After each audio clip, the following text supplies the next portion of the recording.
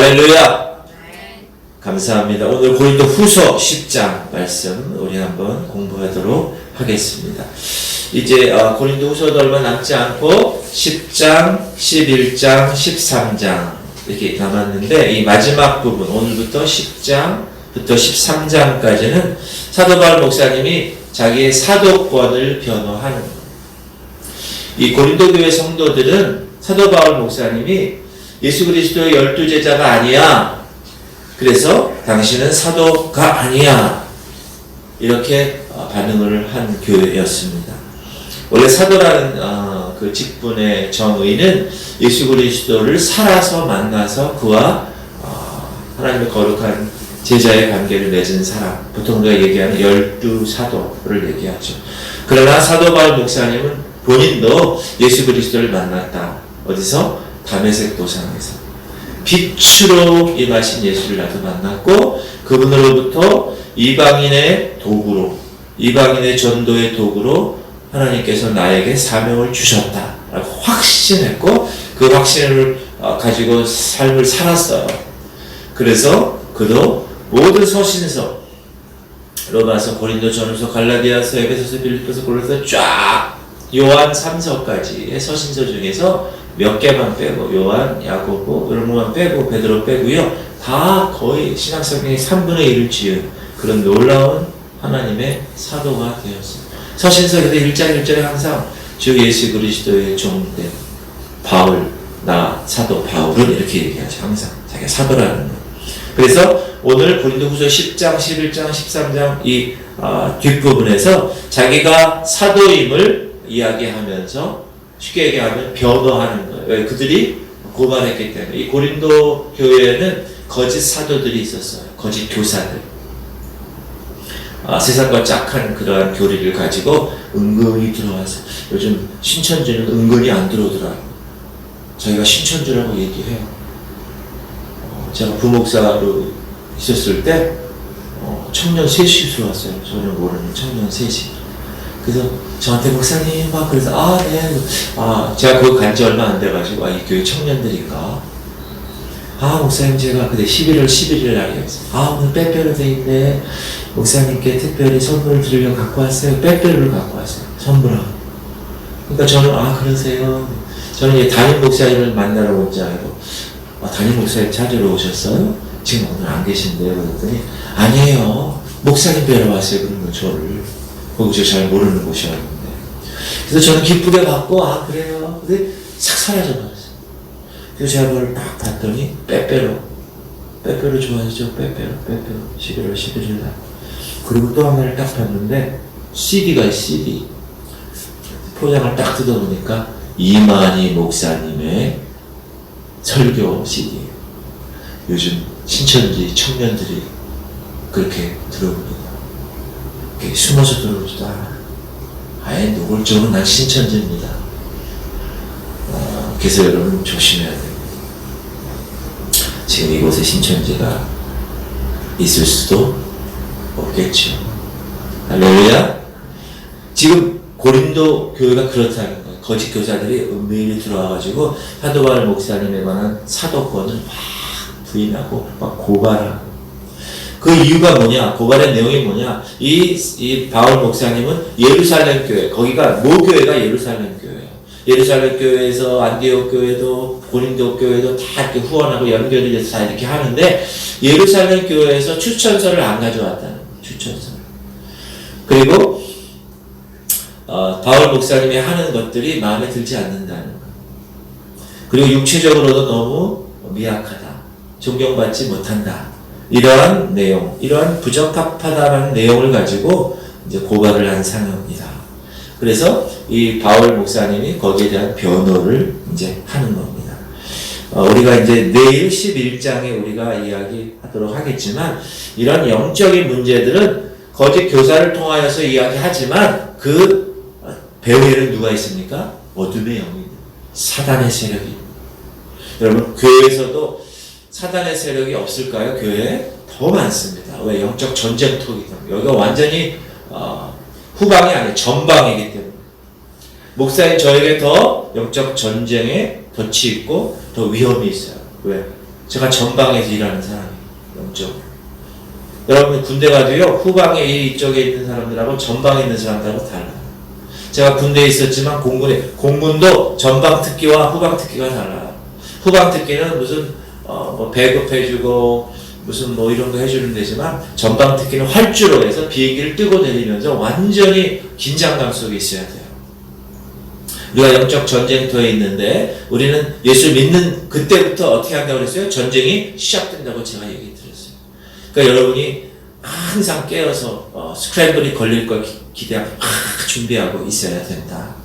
근데 그러한 사단의 역사들이 항상 교회에 있고 사람에게 있고 한순간 변하게 하는 그런 일들이 있는데, 11장에 있는 걸 먼저 우리가 읽어볼까요? 시작. 그런 사람들은 거짓 사도요 속이는 일꾼이니 자기를 그리스도의 사도로 가장하는 자들이니라. 이것은 이상한 일이 아니니라. 사단도 자기를 광명의 천사로 가장하나니, 그러므로 사단의 일꾼들도 자기를 의의 일꾼으로 가장하는 것이 또한 대단한 일이 아니니라. 그들의 마지막은 그 행위대로 되리라. 사단은요, 전공이 뭐라고 그랬어요? 속임수라고 그랬어요. 부전공은 거짓이라고 그랬어요. 그래서 자기를 의의 일꾼, 빛의 일꾼으로 이렇게 가장해요. 나중에는 근데 본색을 드러납니다. 그들의 마지막은 그 행위대로 되리라. 그래서 10장에서는 그걸 변론하는 거예요. 그 배후의 세력이 사단이 있다는 걸 이 사도 바울 목사님이 알고 있기 때문에. 첫 번째, 어떻게 변호하느냐? 나는 그리스도만을 따르는 사람이야. 나는 그리스도만을 따라. 고린도 교회 백성들은요, 성도들은 영적 베이비라고 했어요, 제가. 그래서 이 눈에 보이는 것, 특별히 사람에게 영광 돌리는 거를 원하는 사람들이었어요. 베이비니까. 나는 바울파, 나는 게바파, 나는 아볼로파, 이렇게. 근데 나눠져 있고, 그리고 거짓 교사들이 오는 것이 아까 얘기했죠. 이렇게 의의 일꾼으로 가장해서 들어오니까 이 고린도 교회 어린 백성들은 그거 진짜인 줄 아는 거예요. 그렇게 그들이 교인 주인 행세를 하는 거예요. 그러니까 바울은 너 안 돼, 넌 안 돼. 바울은 추천서도 가져가지 않았어. 이렇게 오히려 그렇게 헌신하고 교회에 그렇게 기도하면서 그렇게 애썼던 그 사도 바울 목사님에 대해서는 별로 인정해 주지 않았다. 이 점에 대해서 바울은 뭐라고 얘기하는가?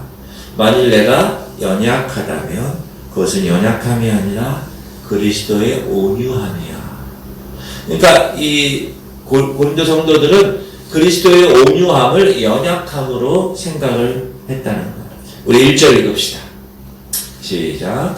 너희를 대면하면 유술하고 떠나 있으면 너희에 대하여 담대한 나 바울은 이제 그리스도의 온유와 관용으로 친히 너희를 권하고, 자기의 성격으로 자기의 생각으로 하는 것이 아니라 그리스도의 온유와 관용으로. 여러분, 예수님은 이 땅에 오셔서 결코 주인 행세를 하지 않으셨습니다. 그리고 그의 삶은 온유와 겸손이었어요. 그는 근본 하나님과 본체셨어요. 그러나 하나님과 동등됨을 취할 것으로 여기지 아니하시고 자기를 비워 종의 형체를 가지셨어요. 십자가에 달려 돌아가신 분이에요. 여러분, 온유함은 연약함이 아닙니다.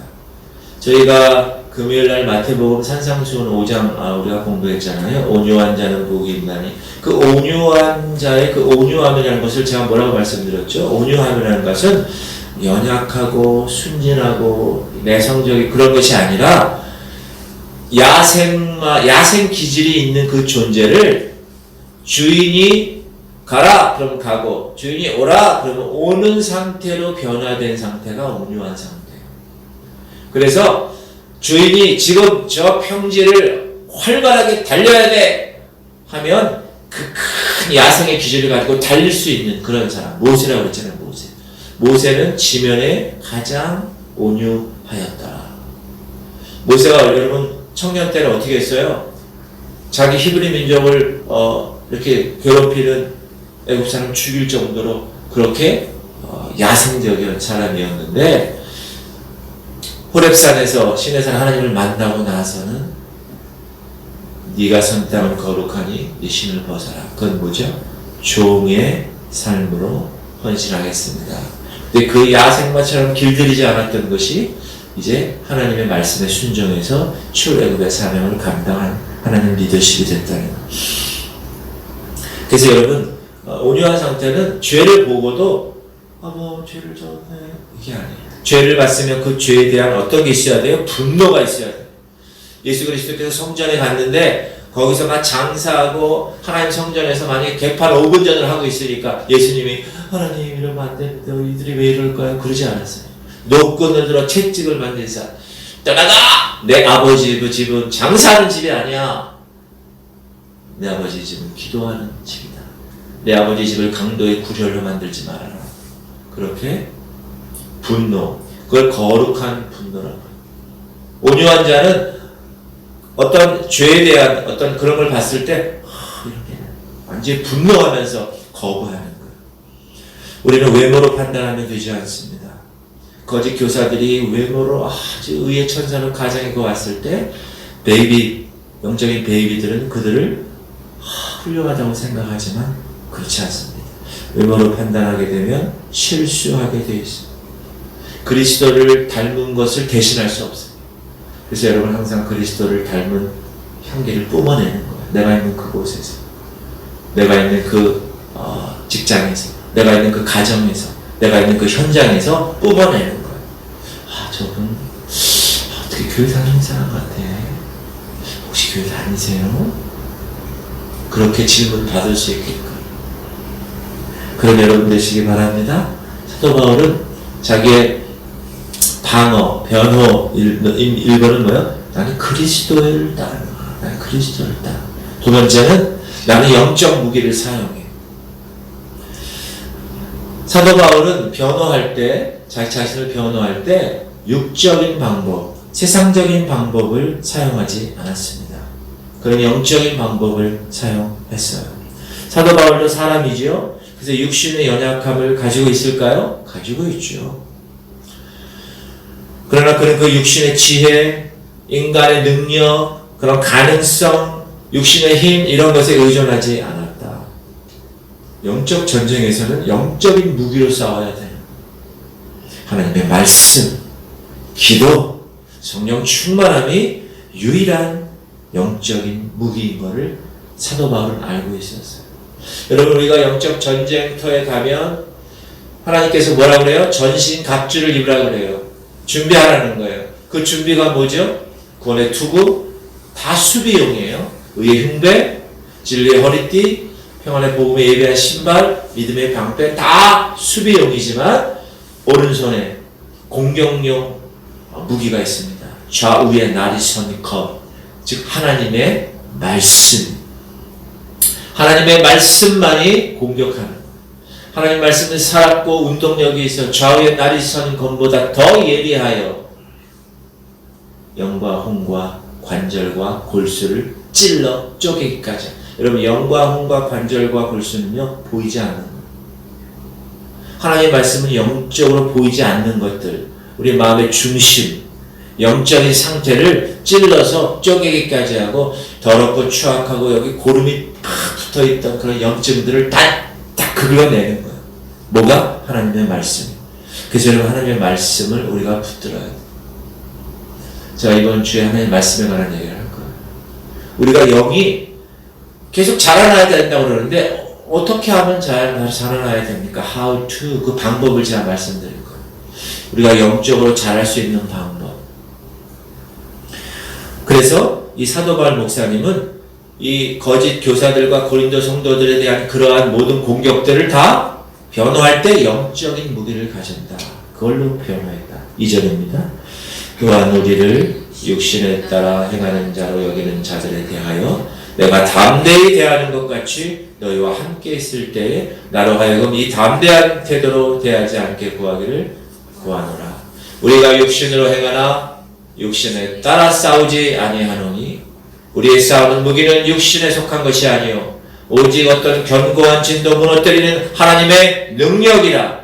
모든 이론을 무너뜨리며 하나님을 아는 것을 대적하여 높아진 것을 다 무너뜨리고 모든 생각을 사로잡아 그리스도에게 복종하게 하니 너희의 복종이 온전하게 될 때 모든 복종하지 않는 것을 벌하려고 준비하는 중에 있노라. 우리들의 무기는 육체가 아니요 그러나 강하오 참으로 강하오 견고한 진을 파하는 강력이요 강한 힘이요 참으로 강하오. 우리의 싸움은 혈과 육이 아니라고 그랬어요. 견고한 진을 파하는 하나님의 말씀. 여러분, 교회 문제가 있을까요 없을까요? 교회 문제도 많이 있어요.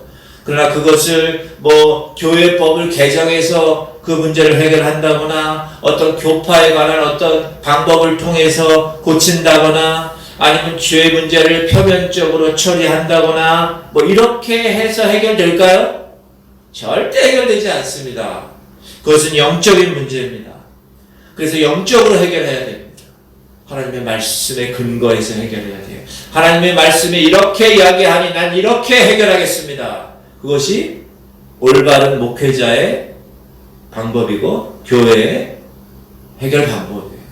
그런데 그렇지 않은 교회나 목회자가 많이 있다. 세상적인 방법으로 학교에서 배운 거 가지고 그런 거 가지고 하면 더 문제가 커집니다. 그래서 막 짝짝 갈라져요. 이파 저파, 여러분 바울파 개파파 그때만 있는 게 아니에요.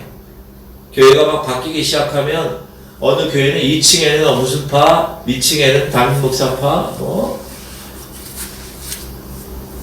참 오직 하나님의 말씀에 사람들을 직면하게 하는 것, 그것이 영적 지도자의 책임이다. 여러분, 그래서 하나님 방법대로 하는 것. 따라합시다. 하나님 방법대로. 하나님 방법대로.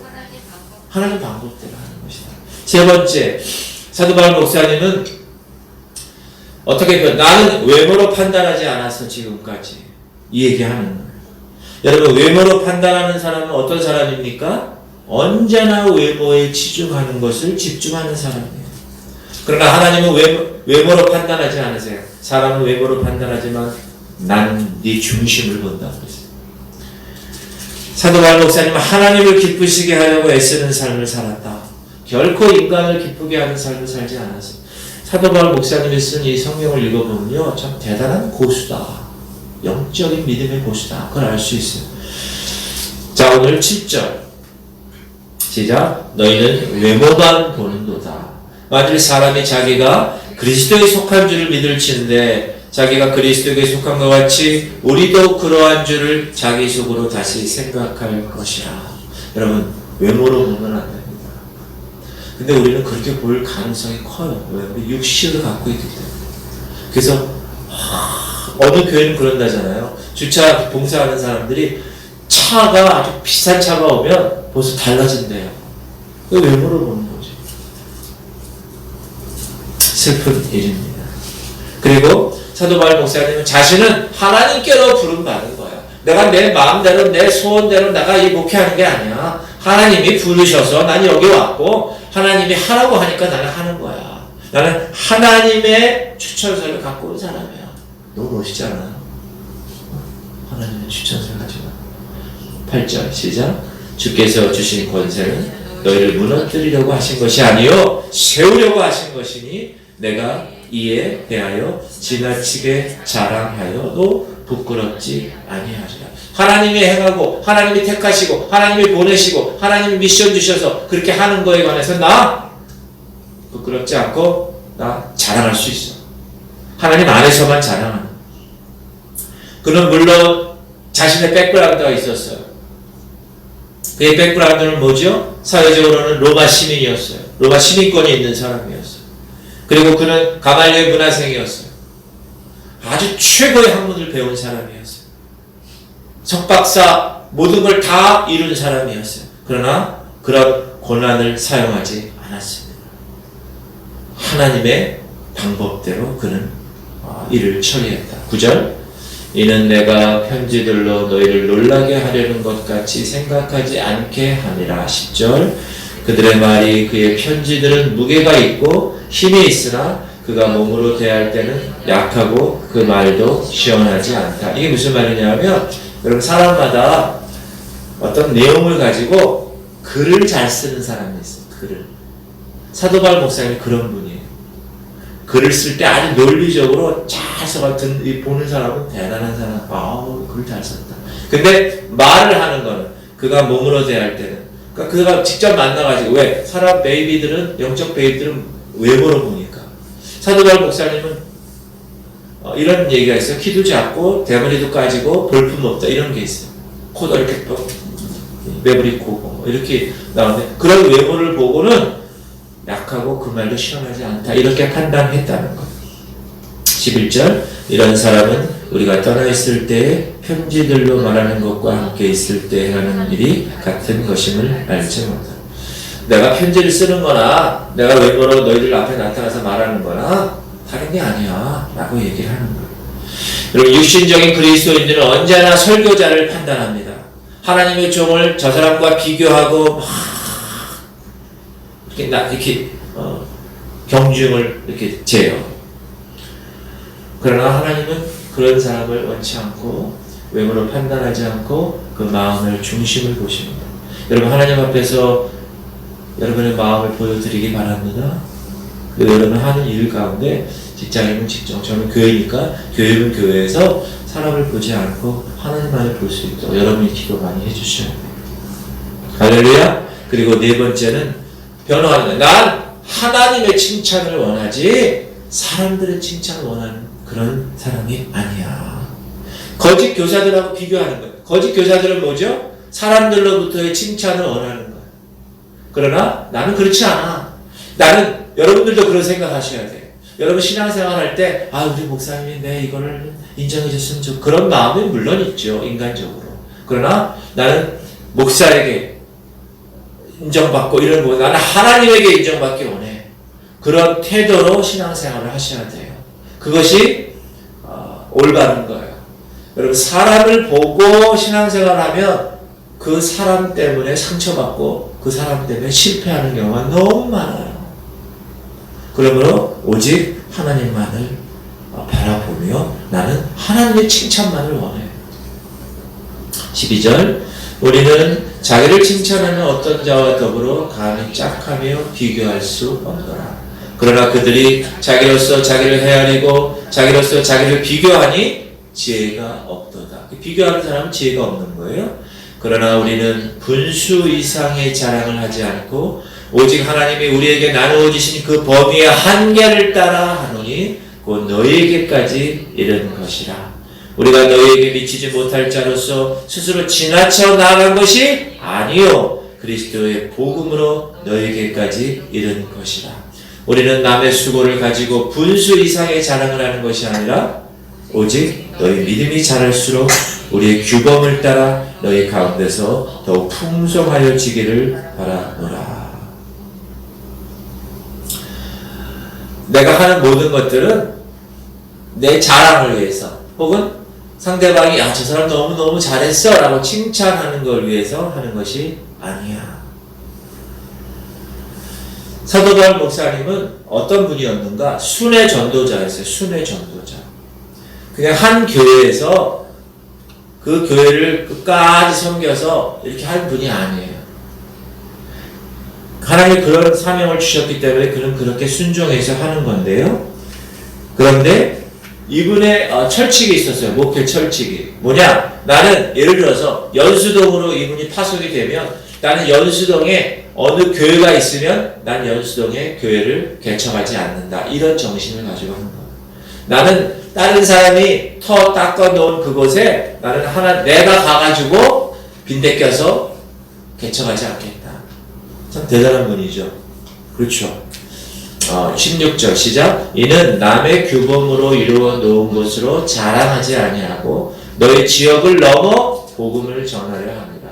연수동에 어느 교회가 있으면 나는 그 교회를 지은 하나님의 뜻, 그 교회에 세운 그 목사님을 위해서 나는 그곳에 개척하지 않을 거야. 나는 선악동으로 갈 거야. 이런 생각을 가지신 분이다. 그래서 로마서에 보면 이렇게 얘기해요. 로마서 15장 20절 보면 시작. 또 내가 그리스도의 이름을 부르는 곳에는 복음을 전하지 않기를 신선노니 이는 남의 토 위에 건축하지 아니하려 합니다. 연수원 갔더니 그리스도 이름을 부르고 있어 사람들이. 아, 여기는 복음화가 이미 된 데구나. 안 가. 근데 우리 요즘 목사들은 어떻게 하죠? 서울, 그것도 강남, 어디 이런 데를 먼저 가야 돼. 거기는 사람들도 많고 부자들도 많고 거기 교회가 몇 개씩 있는데도 신경 쓰지 마. 나는 거기 들어가서 일단 거기 털을 잡아야 돼. 이거는 바울 목사님하고 완전히 반대되는 일을 하는 거. 그러니까 목회자는 가장 여러분 주일날 종 이거 얘기했죠? 이거 보여드렸죠? 영상. 목회자는 스탑 하면 스탑 해야죠. go 하면 가는 거야. 야, 너 저기 저쪽에 전라도에 어디 몇 명 없는 섬에 가. 예스. 가는 거야. 원래 그게 목회자의 삶. 종이니까, 둘러쓰니까. 이렇게 사도 바울 목사님은 나는 그리스도 이름을 부르는 곳에 복음 안전해. 남의 터 위에 건축하지 않아. 이런 기본적인 원리를 가지고 목회를 하신 분입니다. 그런데 그 당시에도 여러분 유대주의자들, 거짓 교사들 이런 사람들은 다 다른 사람의 영역을 침범해서 그가 하는 일들을 자기도 망하고 그 사람도 망하게 하는 거예요.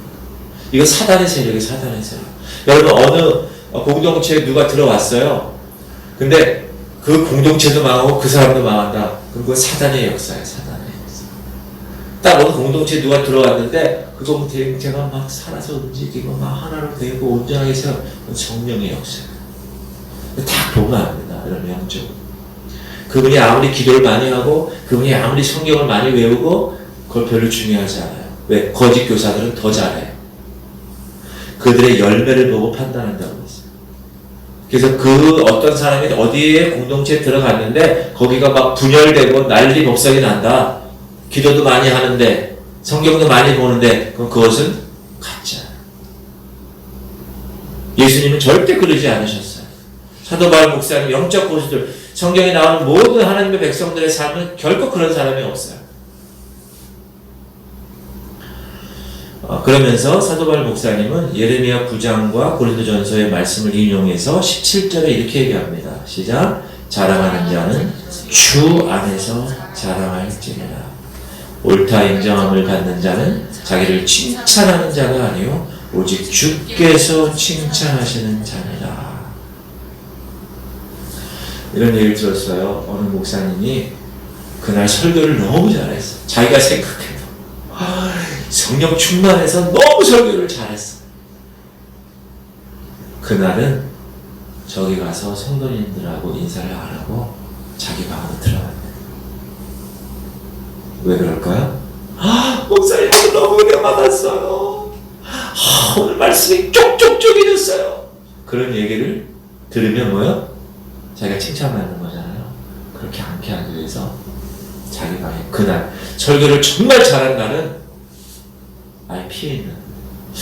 제가 그 얘기를 듣고 저도 설교 잘한 이거 잘하고 맡아보고 그런 평가는 아니지만 저도 가끔 없으면 여러분 목사님이 오늘 그런 일 때문에 없구나 그렇게 생각하세요.